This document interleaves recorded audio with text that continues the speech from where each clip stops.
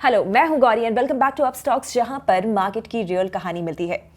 ONGC एक ऐसी सरकारी कंपनी जिसका नाम सुन के आप या तो डिविडेंड के बारे में सोचते हो या फिर आपको बोर फील होता होगा, लेकिन लास्ट 4 सालों में इसने 600% रिटर्न दिए हैं और अब वो अपना पूरा का पूरा बिजनेस मॉडल बदल रहा है।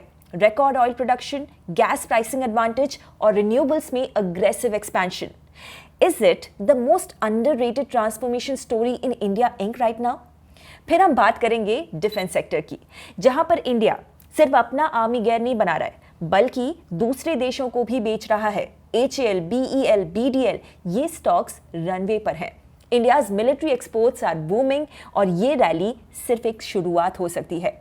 एंड फाइनली एक डेंजरस स्कैम अलर्ट। सेबी का नाम यूज करके लोगों के इनबॉक्स में व्हाट्सएप और ईमेल्स आ रहे हैं।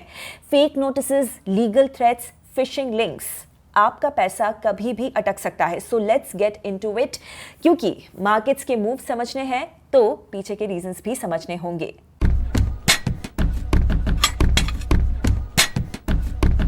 मंडे को ONGC का स्टॉक नियरली 2% तक बढ़ा और इसका प्राइमरी रीजन है इजराइल और ईरान के बढ़ते हुए टेंशन्स के चलते ग्लोबल क्रूड ऑयल प्राइसेस का स्पाइक होना। नाउ ब्रेंट क्रूड ने $70 पर बैरल को टच कर लिया और जब ऑयल प्राइसेस ऊपर जाते हैं तो जनरली इंडिया के जैसे इंपोर्ट डिपेंडेंट देश के लिए अनफेवरेबल होता है, लेकिन ONGC को फायदा होता है क्योंकि ONGC एक ऑयल एक्सप्लोरेशन और प्रोडक्शन कंपनी है। इसका मतलब है ONGC ऑयल को ढूंढता है, वेल्स को ड्रिल करता है और जमीन के नीचे से ऑयल को निकालता है, जिसको कि कहते हैं एक्सप्लोरेशन एंड प्रोडक्शन। तो जब ऑयल के दाम बढ़ते हैं तो फिर ONGC को हर बैरल बेचने पर ज्यादा पैसा मिलता है, मार्जिन उसका बढ़ता है, प्रॉफिट बढ़ता है और नेचुरली फिर स्टॉक प्राइस भी रिएक्ट करता है। बट इस एक शॉर्ट टर्म जंप के अलावा ONGC के अंदर काफी सीरियस लॉन्ग टर्म मूव्स भी हो रहे हैं। And if you are an investor या फिर potential investor, then you need to understand ONGC's come back story, जो कि एक सरकारी कंपनी से एक मॉडर्न एनर्जी प्लेयर बनने की कोशिश कर रही है। Let's rewind. ONGC की जर्नी काफी ड्रामेटिक रही है। ONGC के एक्सप्लोरेशन एफर्ट्स से 1974 में अरेबियन सी के नीचे एक ह्यूज ऑयल रिजर्व मिला था, जिसको कि कहा गया Mumbai high. Now Mumbai high की डिस्कवरी से इंडिया का ऑयल गेम कंप्लीटली बदल गया। By 1980s, ONGC was producing more than 2.6 crore tons of oil annually. Engineers were treated like national heroes. पर जैसे जैसे टाइम गुजरा, ONGC को सबने एक गोल्डन गूस की तरह ट्रीट किया, जहां से जब चाहो तब चाहो पैसे निकाल लो, सब्सिडी देनी हो, किसी लॉस मेकिंग कंपनी को बेल आउट करना हो, डिसइन्वेस्टमेंट का टारगेट पूरा करना हो, ONGC को ही टैप किया जाता था। सो ONGC इंडिया का नियरली 70% ऑयल प्रोड्यूस कर रहा था और 1/3 एनर्जी रिक्वायरमेंट्स भी मीट कर रहा था। बट फिर भी गवर्नमेंट इंटरवेंशंस के कारण ये कैश ब्लीड कर रही थी company. But now, under CMD Arun Kumar Singh, basically a new leadership, ONGC is trying to think like a real business. FY25 में ONGC ने रिकॉर्ड 578 वेल्स को ड्रिल किया, जो कि लास्ट 35 इयर्स का रिकॉर्ड था। और ये सब सिर्फ क्वांटिटी नहीं, क्वालिटी भी डिलीवर कर रहे हैं। ONGC का एक की मेट्रिक है रिजर्व रिप्लेसमेंट रेशियो। इसका मतलब ये होता है जितना ऑयल निकाल रहे हैं, क्या उतना ही या उससे ज्यादा नए रिजर्व्स भी ढूंढ रहे हैं। अगर ये रेशियो 1 से ऊपर है तो लॉन्ग टर्म फ्यूचर सिक्योर है। FY25 में ONGC का RRR 1.3 था। That is a good sign. ONGC का एक मेगा प्रोजेक्ट था KGDWN 98/2 field in Krishna Godavari basin. इस फील्ड का डेवलपमेंट 10 साल से डिलेड था। अब फाइनली ये प्रोडक्शन देना स्टार्ट कर चुका है। इससे 35,000 बैरल्स ऑयल और 3 मिलियन क्यूबिक मीटर्स गैस का डेली आउटपुट मिल रहा है। FY26 तक ये 45,000 बैरल्स और 10 मिलियन क्यूबिक मीटर्स तक जा सकता है। सबसे बड़ी बात, इस गैस का 20% न्यू वेल गैस कैटेगरी में आता है। इसका मतलब है ONGC इस गैस को प्रीमियम प्राइसिंग पर $8 पर यूनिट तक बेच सकता है। ये ONGC के लिए डायरेक्ट एक्स्ट्रा रेवेन्यू है। FY25 में इसका 700 करोड़ रुपए का बेनिफिट मिला और ये अगले साल 2000 करोड़ रुपए तक जा सकता है। ONGC ने ब्रिटिश पेट्रोलियम के साथ एक कोलैबोरेशन भी स्टार्ट किया, जिससे मुंबई हाई का आउटपुट नेक्स्ट डेकेड में 40% तक रैंप अप हो सकता है। प्लस ONGC का पेट्रोकेमिकल्स यूनिट OPAL अब प्रॉफिटेबल है और ONGC रिन्यूएबल्स में भी अग्रेसिव प्ले कर रहा है। सिर्फ 4 महीनों में 192 मेगावाट से 2.5 गीगावाट तक कैपेसिटी ले गया है और टारगेट है 10 गीगावाट बाय 2030। पर पिक्चर अभी पूरी तरीके से परफेक्ट नहीं है। इनफैक्ट Q4 के रिजल्ट्स में ONGC के net profits 20% year on year गिरे और रेवेन्यू भी लगभग 0.76% ईयर ऑन ईयर गिरा है। और ONGC के आगे कुछ सॉलिड चैलेंजेस भी हैं। सबसे पहला, एजिंग ऑयल फील्ड्स। ONGC के काफी सारे मेजर फील्ड्स जैसे कि मुंबई हाई 1980 से प्रोडक्शन में है। ऑयल फील्ड्स का एक लाइफ साइकिल होता है, जैसे जैसे टाइम गुजरता जाता है ना, प्रेशर कम होता है, आउटपुट गिरता है और मेंटेनेंस कॉस्ट भी बढ़ती है। मुंबई हाई का output already 4,70,000 barrels per day से गिर के 1,34,000 BPD तक आ चुका है। इसको रिवाइव करना इजी नहीं है। नाउ दूसरा चैलेंज भी है, volatility in global oil prices.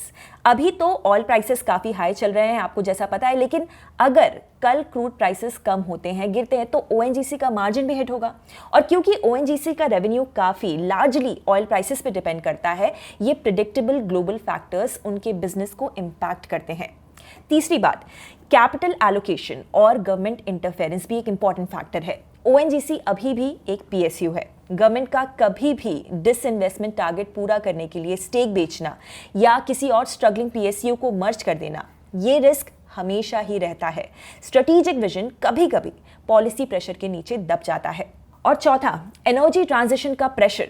ONGC renewables में इन्वेस्ट तो कर रहा है, लेकिन लॉन्ग टर्म में फॉसिल फ्यूल्स का ग्लोबल डिमांड गिर सकता है। अभी तक ONGC का कोर बिजनेस ऑयल और गैस ही है। तो अगर एनर्जी डिमांड शिफ्ट होती है और ONGC टाइमली ट्रांजिशन नहीं करता है, तो फ्यूचर सस्टेनेबिलिटी का सवाल खड़ा हो सकता है। सो हाँ, ONGC का स्टॉक मार्च 2020 से अगस्त 2024 तक 600% बढ़ा है और लास्ट 6 महीनों में 37% गिरा भी है। अब एक टर्न अराउंड का इंटेंट दिखाई तो दे रहा है इस कंपनी में, but that's the subject to risks and challenges. और एनालिस्ट्स अराउंड 52% अपसाइड बता रहे हैं with EPS growth estimate of 14% annually till FY27। Before we move to the next story, आप मुझे कमेंट्स में बताइए कि आप ONGC के फ्यूचर को कैसे देखते हैं, या फिर इस स्टॉक को होल्ड करते हैं या नहीं। And now let's shift gears to some explosive news. Iran Israel conflict के बाद सिर्फ ONGC ही नहीं, इंडिया के डिफेंस स्टॉक्स भी काफी ज्यादा फोकस में हैं। देखा जाए तो काफी टाइम से ये शाइन कर रहे हैं। निफ्टी इंडिया डिफेंस इंडेक्स ने पिछले 3 सालों में 6x रिटर्न दिया है। ये रैली किस वजह से हो रही है? Let's break it down. सबसे पहले, दुनिया भर में जो पॉलिटिकल टेंशंस बढ़ रही हैं, जियोपॉलिटिकल टेंशंस बढ़ रही हैं, starting with Russia Ukraine war, Israel Gaza conflict और अब इंडिया पाकिस्तान टेंशंस, इन सब ने कंट्रीज को एक अलर्ट मोड पे रखा हुआ है और इसका डायरेक्ट इफेक्ट है डिफेंस स्पेंडिंग में जंप। ग्लोबल मिलिट्री स्पेंडिंग पिछले 4 साल से हर साल 9% के पेस से बढ़ रही है। इंडिया ने भी 2025 में 6.8 लाख करोड़ रुपीस का डिफेंस बजट अनाउंस किया है। That is almost 13% of our total budget. लेकिन सिर्फ बजट से काम नहीं चलने वाला है। गवर्नमेंट ने यह भी समझा है कि अगर हमें आपको ट्रूली सिक्योर बनना है, तो फिर आपको अपना डिफेंस सामान खुद से बनाना पड़ेगा। और इसीलिए initiatives like make in India और स्ट्रेटेजिक पार्टनरशिप मॉडल आए, जहां पर प्राइवेट कंपनीज भी डिफेंस मैन्युफैक्चरिंग में आगे बढ़ने लगे। आज तो अगर हम देखें तो L&T, महिंद्रा, रिलायंस जैसी कंपनीज भी इंडिया के डिफेंस इकोसिस्टम का कोर पार्ट बन चुकी हैं। और देसी मैन्युफैक्चरिंग का एक और बेनिफिट भी हुआ है।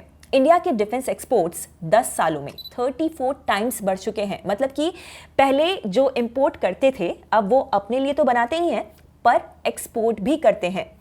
अब सिर्फ मेक इन इंडिया नहीं, मेक फॉर द वर्ल्ड भी एक रियलिटी बन रहा है। Now let's do a quick overview of what these defence companies are making. Hindustan aeronautics fighter jets जैसे तेजस, हेलीकॉप्टर्स जैसे प्रचंड बनाता है, जिसको अभी 156 हेलीकॉप्टर्स के लिए 62,700 करोड़ रुपीस की डील मिली है। Bharat electronics radars, communication systems और AI बेस्ड डिफेंस टेक बनाता है। इस साल इनको 18,000 करोड़ रुपीस के ऑर्डर्स मिले हैं। भारत डायनामिक्स मिसाइल सिस्टम्स जैसे कि आकाश और लॉइटरिंग म्यूनिशंस बनाता है। मजगान डॉक, GRSE और कोचिन शिपयार्ड सबमरीन्स और नेवल शिप्स बना रहे हैं। सोलर इंडस्ट्रीज रॉकेट्स और ड्रोन बेस्ड एमिनेशन भी बना रहे हैं, जिनको कि 6,000 करोड़ रुपीस से ज्यादा का पिनाका MLRS सिस्टम का ऑर्डर भी मिला है। और लेटेस्ट न्यूज ये है कि जनवरी से जून 2025 के बीच 45 से ज्यादा मेजर डिफेंस ऑर्डर्स अनाउंस हो चुके हैं। 3 चीजें क्लियरली दिखाई देती हैं: मॉडर्नाइजेशन, लोकल मैन्युफैक्चरिंग और ग्लोबल पार्टनरशिप्स। और इसमें स्मॉल कैप कंपनीज भी काफी ज्यादा चमक रही हैं। अपोलो माइक्रोसिस्टम्स और नाइब लिमिटेड ने रीसेंट मंथ्स में एवियोनिक्स और रॉकेट सिस्टम्स के लिए ग्लोबल ऑर्डर सिक्योर किए हैं। तो ओवरऑल पिक्चर ये है कि इंडिया का डिफेंस सेक्टर पहले रिएक्टिव था, पर अब प्रोएक्टिव हो गया है और फ्यूचर के लिए प्लान कर रहा है। स्पेस से लेके सी तक इंडिया ग्लोबल डिफेंस हब बनने की पूरी तैयारी में है। अगर आपको ये लगता है कि PSU स्टॉक्स थोड़े से बोरिंग होते हैं, तो डिफेंस सेक्टर की ये रैली शायद आपका व्यू चेंज कर देगी। आपके पास कौन सा डिफेंस स्टॉक है, मुझे बताओ और बढ़ते हैं लास्ट स्टोरी की ओर। In the last story, we are talking about something very, very important. A scam that is targeting regular investors like you and me using the name of SEBI. Now, लोगों को fake SEBI notices भेजी जा रही है via email and even WhatsApp, Telegram and social media DMs.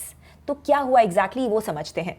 SEBI ने अभी एक public warning issue की है। उन्होंने बोला है कि कुछ लोग सेबी का नाम पे यूज करके फ्रॉड कर रहे हैं। ये लोग फेक नोटिसेस भेज रहे हैं using forged SEBI logos, fake letter heads, recovery certificates, even fake signatures and seals. कुछ केसेस में तो लोगों को यह भी बोला गया कि उन पे फाइन लगा है और अगर उन्होंने तुरंत पैसे नहीं दिए तो फिर सेबी एक्शन लेगा।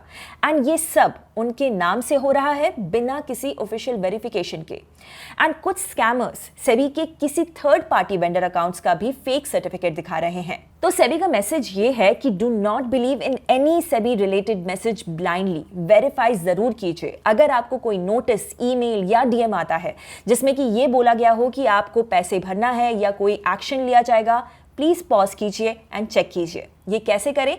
सेबी ने कुछ सिंपल टूल्स भी दिए हैं। हर सेबी ऑर्डर के पास एक यूनिक रेफरेंस नंबर होता है। आप ये वेरीफाई कर सकते हैं उनकी वेबसाइट पे, होम एनफोर्समेंट ऑर्डर्स। अगर कोई आपको रिकवरी सर्टिफिकेट भेज रहा है मान लीजिए, तो ये भी चेक किया जा सकता है, होम एनफोर्समेंट रिकवरी प्रोसीडिंग्स। हर जेन्युइन सेबी डॉक्यूमेंट में एक document identification number that is UDIN होता है। इसे वेरीफाई करने के लिए home authenticate document number issued by SEBI.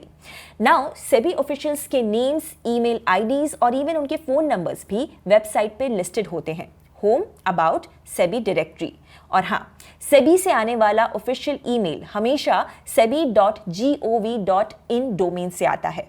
अगर किसी और डोमेन से आया हो तो समझ जाइए फ्रॉड हो सकता है। तो फाइनल टेक अवे ये है कि स्कैमर्स का टारगेट मोस्टली वही लोग होते हैं जो कि थोड़ा सा पैनिक में आ जाते हैं या फिर उन्हें पता नहीं रहता। Don't be that person. तो ये थे आज के तीनों मार्केट के मेजर स्टोरीज। ONGC का ऑयल से रिन्यूएबल तक की जर्नी, इंडियाज डिफेंस सेक्टर की 6x रैली और सेबी के नाम पे हो रहा डेंजरस स्कैम।